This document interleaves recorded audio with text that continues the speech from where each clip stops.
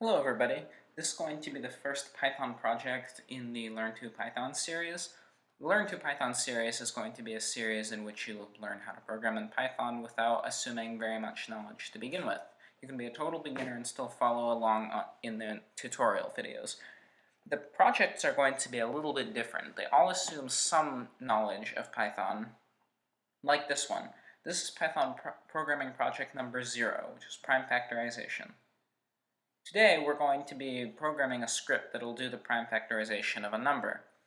The video is going to be a recording of my screen, and I'll do a voiceover to explain what I'm doing. I'll also do a few instructional videos on learning the concepts shown in this video.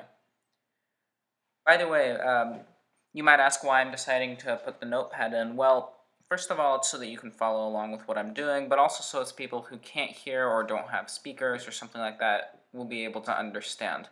I'll also include a transcript of the video via a link in the description and the full code. But please do the work for yourself, don't just copy it. And if you do copy, please leave credit for my work.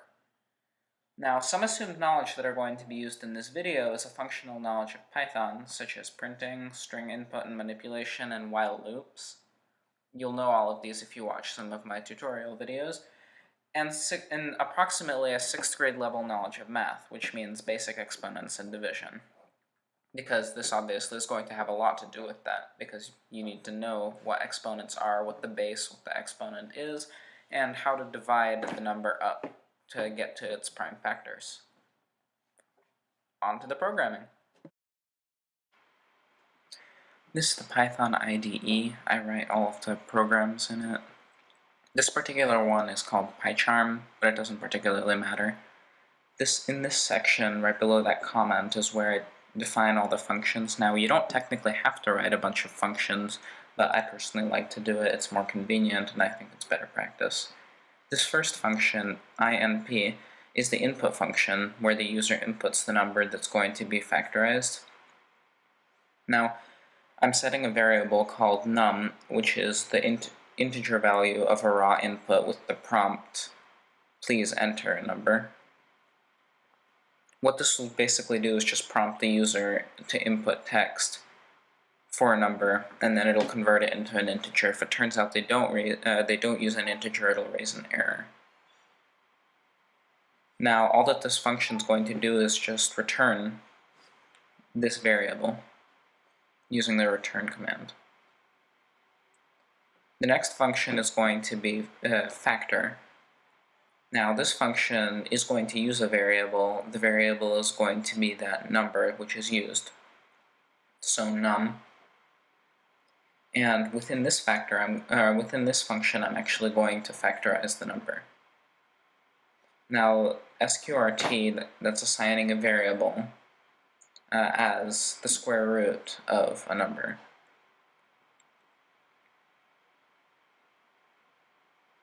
And yeah, I write comments in my code to make sure it's readable. It's good practice.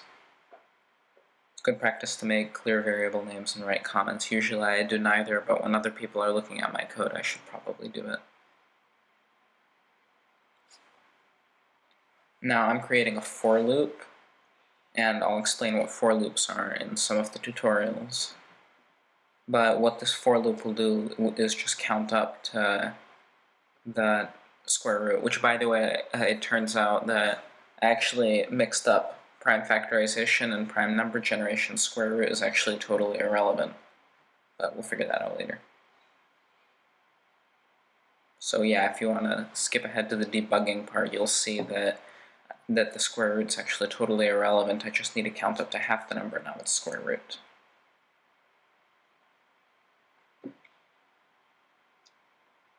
Now I'm putting in an if statement which will check whether whether I, which is the number that is counting up, divides num evenly. And what I will do is if it does, it'll divide the number and then add something to a certain counter.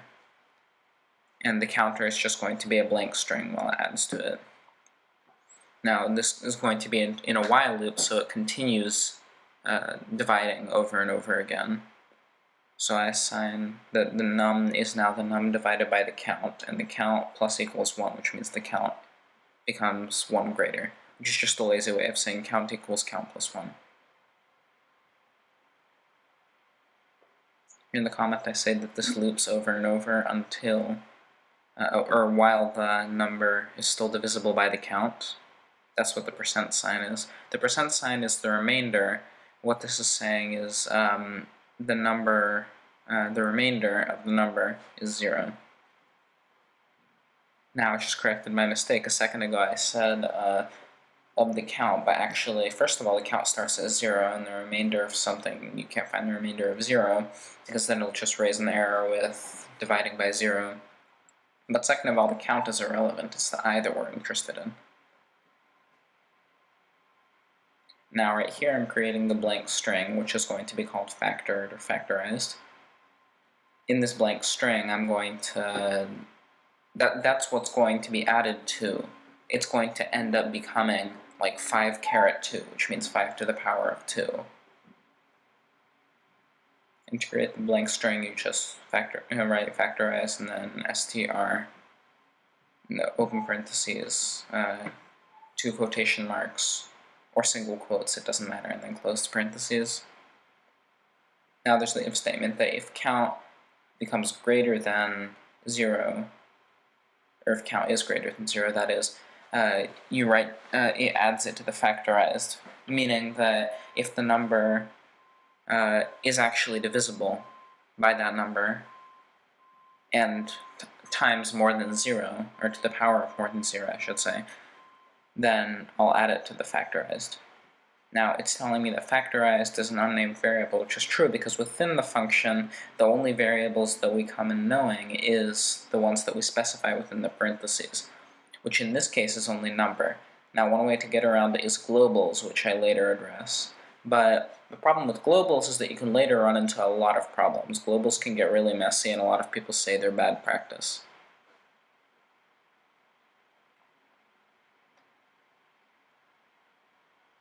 But right here, I make factorize the global in order to prevent that error whenever it will say that the variable is not defined.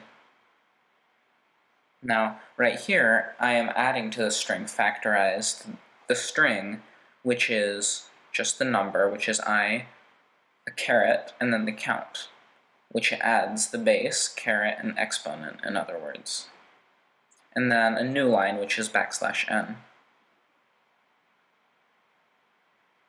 Then there's some more comments that if you want to pause the video at any time, you should be able to see what I've done so far.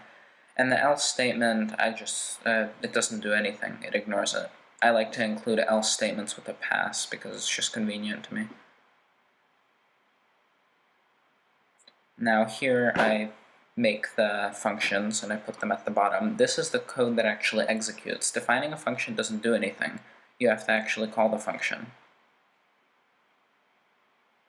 Now I'm going to test it, and there's actually going to be an error because num is not defined in it. You have to make it a global, but actually later on when I'm looking on this code, I'll see that I'm going about it's completely wrong. The very reason why I had it return num is so that I can do something like num equals input open parentheses close parentheses. But I forgot that. I'm not used to using the return function, to be honest. I usually don't do it. But now I run it, and if you can see at the time of the video, the majority of the video is actually spent debugging, nothing else. Now it tells me that the variable num is not defined.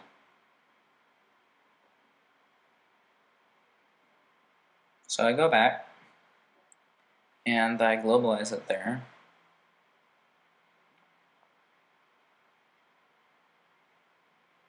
But then it gives me a problem because num is both a local and a global because it's one of the conditionals of factor. So one way to solve that is to no longer have it be one of the parameter and just have a different variable which is not named num, and then later just say that num equals x.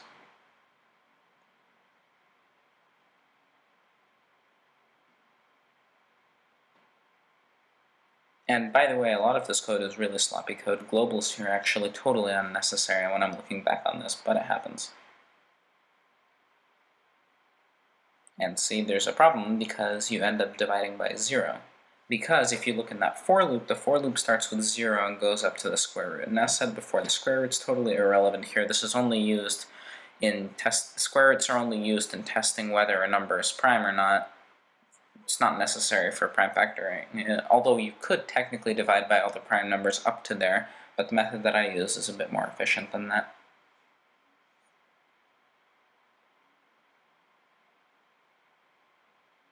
Actually, on a second thought, the method I use is actually less efficient than that. It uses up less lines of code, but it is less efficient because it is testing by all numbers up to that. So never mind, actually. My method is less efficient. In another video, I'll put a link in the description, I'll make code for how to make a prime number sieve to generate prime numbers. Now, if I'm correct, the method I use is not the very most efficient, but I've tested it, and for numbers that are within the scale that you're likely to use, like I've tested it with 10 and 15-digit numbers, it still works reasonably quickly. And right there, I'm putting in a diagnostic step to make sure that it understands the square root. And this is right about the point when I realized one of the shortcomings of the recent Python.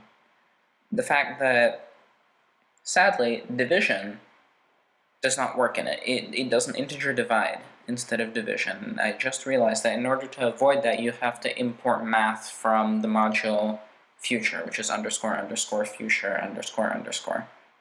Or division in this case. It's actually from future import division.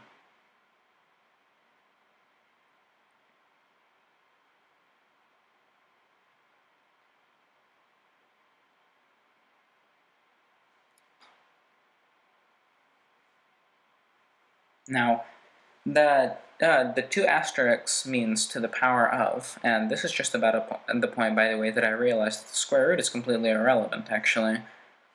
That I actually need half the number. But anyway, the two asterisks means to the power of. So in Python, there actually is no square root command. You just have to do to the power of 1/2. And yeah, so I realized that you actually have to take half the number, not the entire number. Now, one shortcoming that I'll notice with this method is that actually this does not include the number itself as one of its prime factors, which is a problem with prime numbers, which I will fix later on in the video.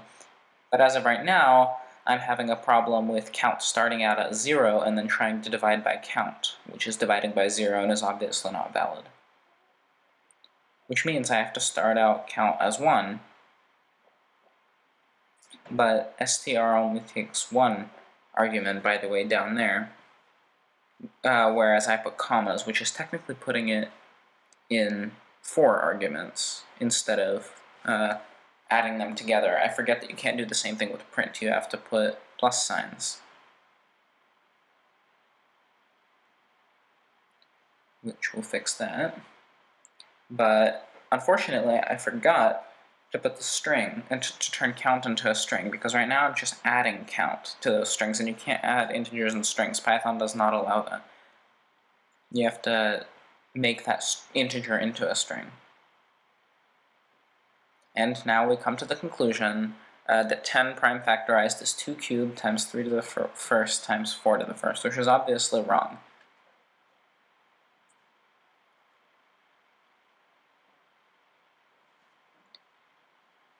And now the problem that I run into is that it doesn't check whether it divides properly.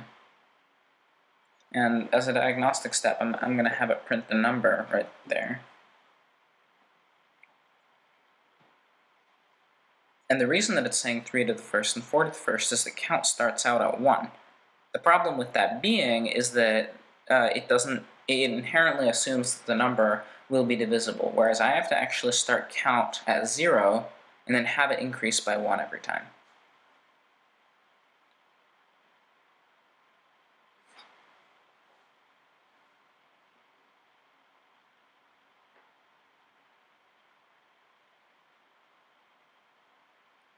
Also, the problem with this is that with the for loop, it does not go all the way up until the last parameter, it goes all the way up until the last parameter minus 1. That is to say that it is looping for I in range 2 to number over 2 minus 1, which means that it's not even considering 5 as one of the things that have to be divided. Which is why I'm going to have to add 1 to num over 2 so that it considers 5 in this case.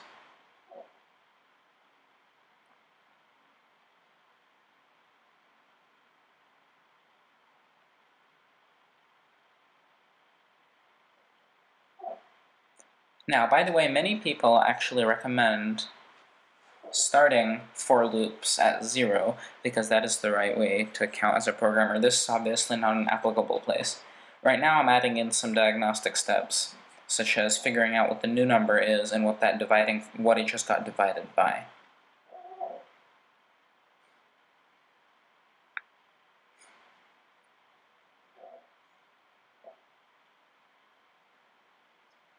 See, this is the point about where I realize that I have to add 1 to it, to num over 2, so that 5 is considered as a dividing factor, so that 10 is factorized correctly. And now I can just remove those diagnostic steps. And now I'm adding in a diagnostic step to make sure that that if statement is being considered. And it is not. For some reason, the program does not believe the count is greater than 0. Now the problem with this is, the reason why, is the count is by default set to 0 before that if statement. And this fixes it, so that by then, count equals 1.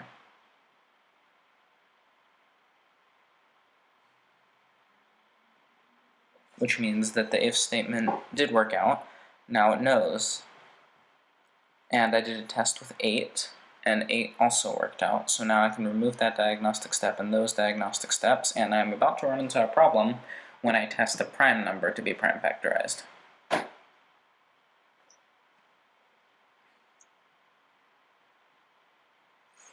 Sooner or later.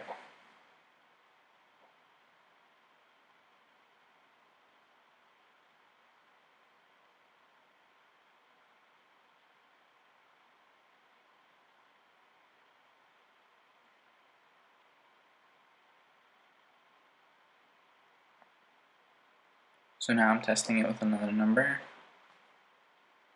I'm checking the number 81, which also works out to be 3 to the 4th. At this point, I'm checking random numbers that I know are not prime.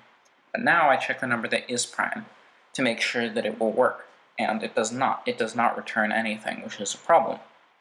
And when we look up, we see that the number itself is not considered because the loop stops at the number divided by 2 as to be more efficient. But the problem with this sort of efficiency is that whenever the number is not divisible by any factors up to then, we run into problems. Now, I decided to take a lazy route and just say that if factorized isn't equal to nothing, then just to print factorized, and otherwise to assume that as factorized doesn't equal anything, it has no prime factors less than half or equal to half, and then we know it's prime, and then we just print the only factor is that, to the power of 1, the number to the power of 1. This is the lazy way to do it. The somewhat more intelligent way to do it is to, every single time for it to divide and then later do that half check. Or to, if it doesn't divide by anything, to check if the number is prime by attacking it with a prime sieve, by dividing it by all the prime numbers up to its square root, and then after that confirm that the number is prime. This just uses an assumption that happens to be correct. By the way, just a disclaimer, this prime factorizer only works with integers, so if you try to, well, on the flip side, I'm gonna have to look up if fractions are all prime, or if none of them are prime.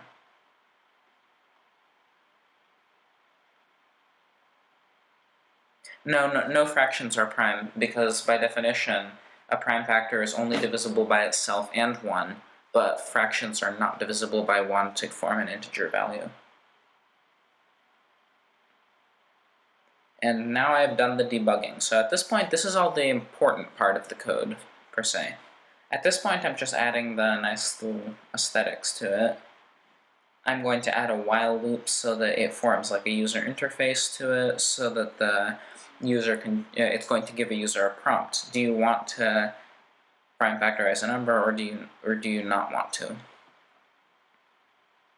This is a while true loop. By the way, I'll caution against using them because a while true loop is an infinite loop.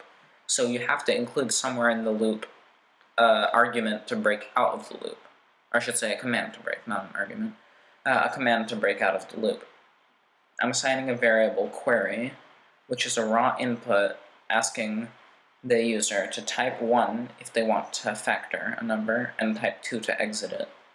Now, a more intelligent way to do it is to ask them whether they do or don't, and then if their string contains the letters N and O right after each other, then assume that they want to exit, and if they say Y, E, and S right next to each other somewhere in the string, it assumes that they do want to.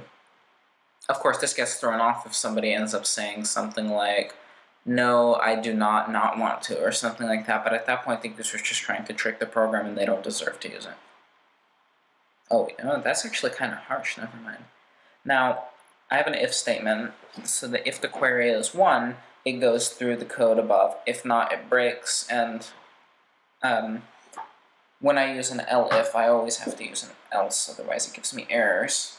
Now, I'm testing it with certain random strings so that it denies it, but the problem here is that I've forgotten to have 1 and 2 be the strings. 1 and 2 right now, I'm asking if query is the numerical value, whereas what I'm looking for if the query is the string value. So I'm testing it again. Goose does not work. 1 allows me to factor. Now I factored the number, but here I run into a big problem, one that I didn't notice in debugging.